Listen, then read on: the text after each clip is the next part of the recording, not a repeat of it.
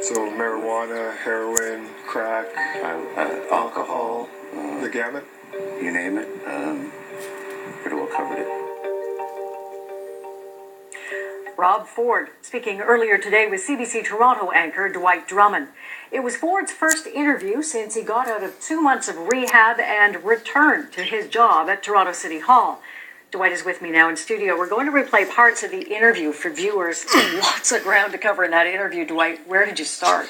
You know, I started with a picture because Rob Ford went to rehab shortly after a picture surfaced of him holding a crack pipe. And I wanted to know, were you trying to get away from that picture? What was going on in that picture that sent you to rehab? Can you tell us what's happening here in this picture? That's exactly... Is it what it looks like? That's exactly what it is. Is that a crack pipe? Yes, it is. And what was happening? I was smoking crack. You were smoking crack. I mean, what was the extent of your drug use while you were in the office? It was a disease that I've struggled with for years. Including crack cocaine? That's why I went to rehab. I had a substance abuse problem. So marijuana, heroin, crack, alcohol, the gamut? You name it, pretty well covered it. And I was in denial. I convinced myself I didn't have a problem.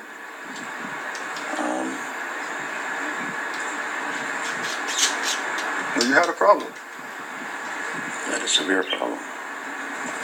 A severe problem that, thank God for Greenstone, saved my life. And I heard a lot of people lying, conniving, hiding to cover up for this problem. And I met a lot of people up at Greenstone that had the exact same problems as I have. One of the big questions we were getting when we put out to the public and to viewers and listeners, they want to know if you were doing drugs in this office at City Hall. No.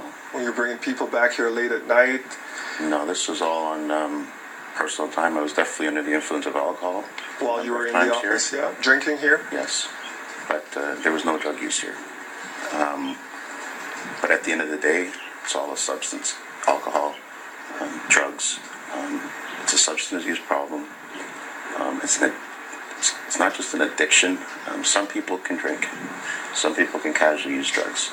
I have a disease. I have a chronic disease. I was born with blonde hair. I'm going to die with blonde hair. You're going to die with this problem? I was born with this disease. I'm going to die with this disease. In a subsequent interview, he now denies that he used heroin, but he did say he used a lot of drugs. And what was interesting is that the security staff at City Hall said they've seen him there in a drunken stupor, and today he confessed that he was actually drinking at City Hall while the mayor of the city. Incredible to hear. So now we know for sure what he was doing in that picture, but what about the videos we've seen where we've heard him say things that are profoundly crude and racist? Let's take a look now at how he answered Dwight's question about that. You've blamed a lot of your mistakes on being in a drunken stupor, and some people would say that when you take alcohol, it actually lessens your inhibitions, that it actually takes down that filter, and you say what you really believe. You said some really hurtful, degrading things about people of color, about gay people, members of the LGBT community, about Italians, about Jews. If those things aren't in your heart, why are they coming out of your mouth with such frequency? When you have a disease that I realized that I have, I can't even imagine using that terminology. Well, you have numerous occasions. It's on tape. I don't deny that, and I think that goes along with having this disease. It's a chronic medical condition that I never understood, and you do things, you say things that just aren't you. I take full responsibility, Dwight. I take full responsibility of what I've said and what I've done. All I can do is apologize and deal with this disease. This is an everyday battle that I'm going to have to deal with for the rest of my life. It's the beginning of a long, long journey, and I'm going to battle this disease to the day I die. So you're not a racist, you're not a homophobe, it was just all alcohol? Not whatsoever. I mean, this is one of the most inclusive cities. We just had a successful World Pride. How can you be a leader of the city with those things on your record? When you have this disease, you say things, you do things that aren't you. Some incredible admissions from someone who is currently holding public office, Yes. talking about his own behavior. I'm curious, what was your own feeling about his demeanor in that interview? Because you were asking him very direct questions. And I've covered Rob Ford for years in the city, and he's always been very combative. Today, he was calm, he was contrite, and it was a little surprising. And we hope that he was also being truthful and candid, but those questions still remain. So you've asked about the photo, you've asked about what we've heard him say. The other big question for many people is, will he now talk to the police about some of the associations he's had? Yeah, and quite a few out there. Sandro Lisi, his longtime friend and sometime driver, facing allegations that he went and tried to strong-arm people to get that crack video that we now know exists for Rob Ford. He's going through that. Another interesting one, he is in rehab, trying to get better. How does someone then get charged with impaired driving his vehicle with the keys, driving around Cottage Country with this vehicle? And I kept asking him about that. How does this happen? If you're there getting better and you're no longer associating with these kind of people, how does this happen? You're the chief magistrate, right? You're the mayor of this town. How can you not cooperate with police investigations and speak to them about some of these people you've been associating with that are known criminals? Well, again, regardless of my alcoholism and my substance abuse problem, this is handled through my lawyer, Dennis Morris. I think anybody in my position would get legal advice, and that's exactly what I've done. So I think, And that's, obviously, it's before the courts, as you know. and you're speaking specifically about Sandro Lisi, so that's I'm before speaking the about anything you're referring to. You haven't named anybody, but anything to do with the criminal element, that's before the courts.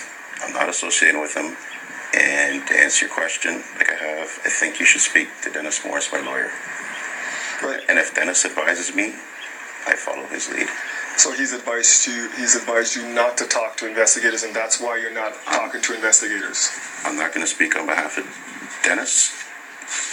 But can you see why somebody, as a member of the public, would expect the mayor to speak to investigators if requested? Can you see that? Absolutely, but if your lawyer says do not, you listen to your lawyer. And I have the top criminal lawyer in Canada. So I think Mr. Morris would be the best person to address that. And I'm not, talking about specific people. We're just talking about in general in this high office that you hold. I made mistakes. Dwight, I made mistakes that I wouldn't wish this disease on my worst enemy. My worst enemy.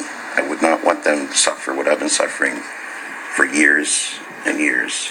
Okay, what happens when Sandro goes to court and this video comes out, and then you're in office and you're the mayor of the city? What happens if you get reelected and this comes out? How do you deal with that then? It's a disease that I've had, and I'm going to battle this It's disease. just a sickness.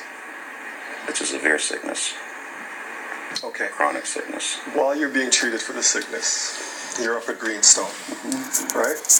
And you're up there getting better. How does someone then, while this is happening, get arrested and charged with being impaired and driving your vehicle? While you're up there getting better, somebody is charged with being out and impaired and driving your vehicle. These are the kind of people you said that you're no longer associating with, you're staying away from. Right.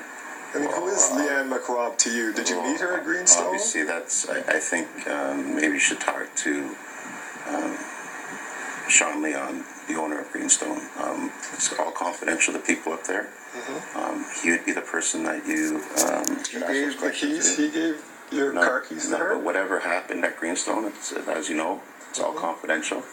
And again, I think I can't divulge any information. But it happened off of Greenstone, right? She was arrested not on the property, She right? was a resident at Greenstone, and I cannot get into any information about any confidential information about any resident.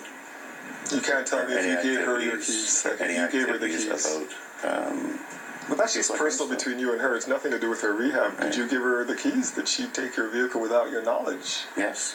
She took the vehicle without your No, I knowledge? gave her my keys. Okay. But again, if you ask me a question about this individual, Okay. what happened at Greenstone, this is all confidential. Yeah. Was she making a liquor run? Like, where did she? Well, again, I think. Was she impaired when you gave her the keys? Do you know that? No. We have more from Dwight's interview today with Rob Ford when we come back, including the answer to this question. If evidence comes forth that you have fallen off the wagon, will you resign then? Will you go away and get the help that you need?